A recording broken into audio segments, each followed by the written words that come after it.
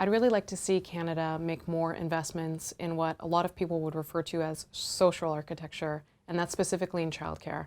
So social infrastructure, or the social architecture of our country, kind of refers to those social programs or investments that aren't bricks and mortar, which is, it's not a building, it's not a road, it's not a pipe.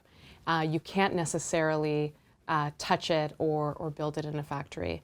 But it's what we build, it's the formats, it's the programs that we build to support Canadians, all kinds of Canadians in their lives, in their everyday lives. And why do I pick childcare?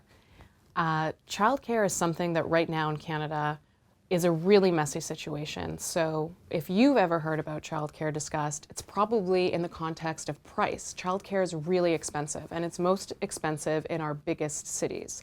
And part of that is just because the demand for it is so high, we don't quite have enough spaces. The thing with childcare is that for a really long time in Canada, we've seen it kind of as a frill, something extra, something that's nice to have.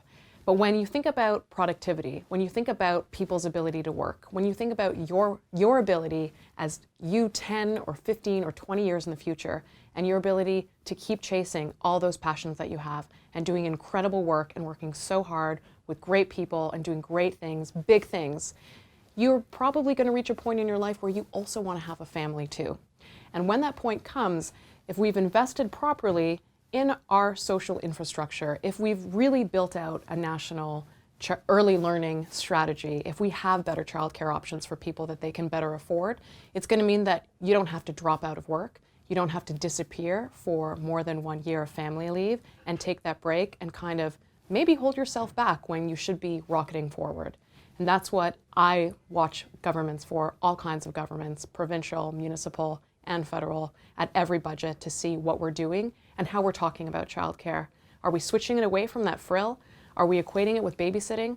Or are we looking at it like an investment in education to improve school readiness, but also an investment in parents' productivity?